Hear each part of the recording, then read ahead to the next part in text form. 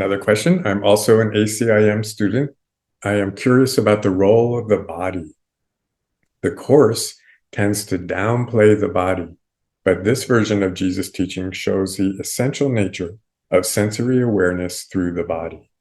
Yes. I think that maybe the Course and other teachings like Eastern teachings and Christianity sometimes want to steer people away from the pleasures of the body, as if that is a distraction from spiritual life, which it can be, because the ego is what seeks pleasure, and overly seeking pleasure, becoming addicted to seeking certain pleasures, is going to not be healthy spiritually. It's going to take you away from being able to tune in to your own divine self and be that in the world. So pleasure seeking to an extreme level, to an addictive level, is not helpful. So that's probably why a lot of teachings in the past have steered people away from the body. But the truth is that in order to be present in the moment, in order to be present in reality, all reality that you can know is what you can experience with your body and senses. That's all there is to reality. It's your sensory experience. So when we're in reality, we're having a sensory experience. We're in our body and senses. Whereas when we're not in reality, when we're in virtual reality, we have only maybe a little toe in our body and senses, just enough to function, but we're really lost in our virtual reality of our mind, in our stories, in our ideas of ourselves, our past, our future. What am I going to say? What am I going to do? Do they like me? And all of that. That's virtual reality. That's the mental realm. And you can be really lost to that and not much in your body at all. And that is not present to reality. You're living in an illusion, a false reality.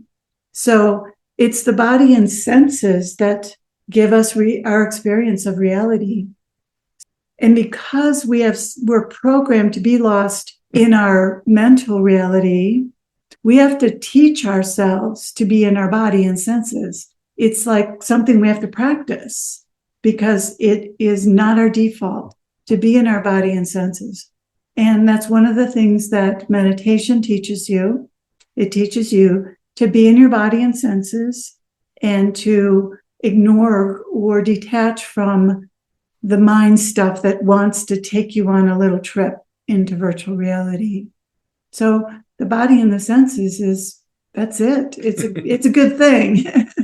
And I guess I would add, and I know Gina also includes this, that when she talks about the body and senses, she's talking about those subtle intuitions, subtle senses, the senses beyond the physical senses. Mm-hmm. Those are included.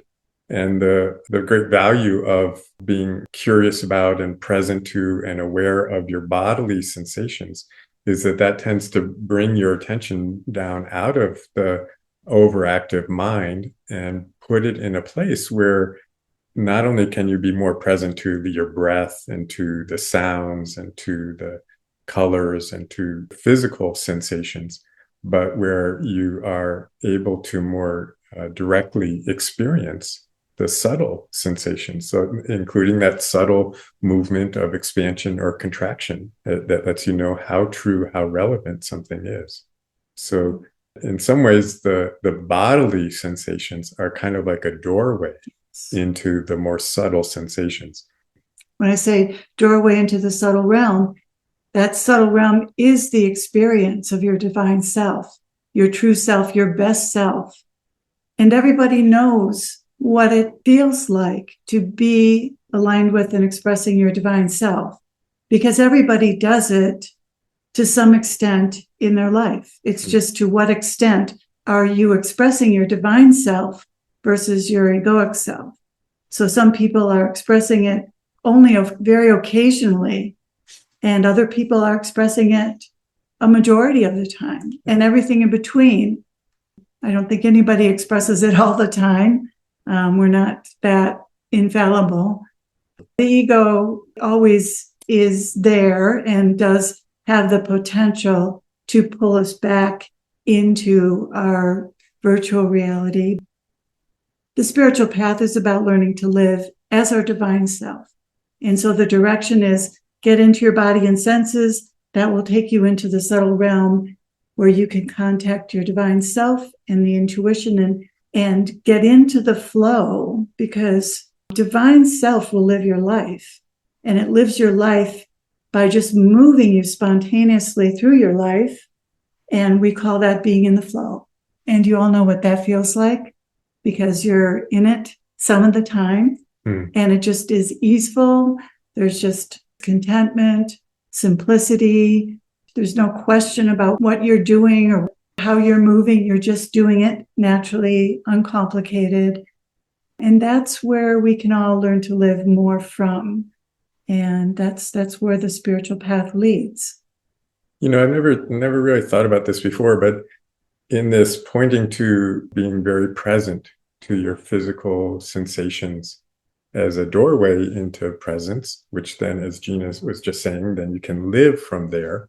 The challenge, of course, is that putting your attention on your body, there can be sensations that tend to put you back up into your thoughts, whether it's a painful sensation or a very pleasurable sensation. It's easy to then start telling a story about that. Like, oh no, my knee is acting up again. What does that mean? And do I need surgery? And so your attention went to your body, but it triggered more thinking. I think the challenge is two things. One is to be, the best word maybe is transparent.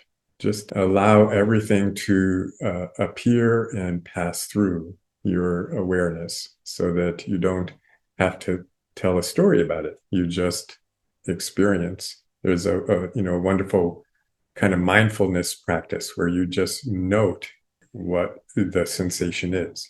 So if there's a beautiful, colorful bird, you just say seeing. And if there's pain in your knee, you just say sensing or feeling.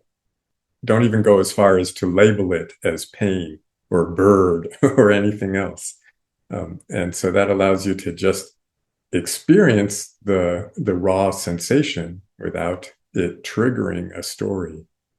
And that's the place where you can, if you rest in that place, where you can then sink further into noticing even more subtle aspects of your experience. Language, it was created by the egoic mind, really, by the ego, because human beings are egos for the most part. So the more we start languaging things, the more we start moving into that world of illusion and virtual reality, because language is very dualistic and very black and white and good and bad, and which is why, of course, people do silent retreats and things like that, because the more simple we can be and not put any language on something, like you said. It's good, good suggestion.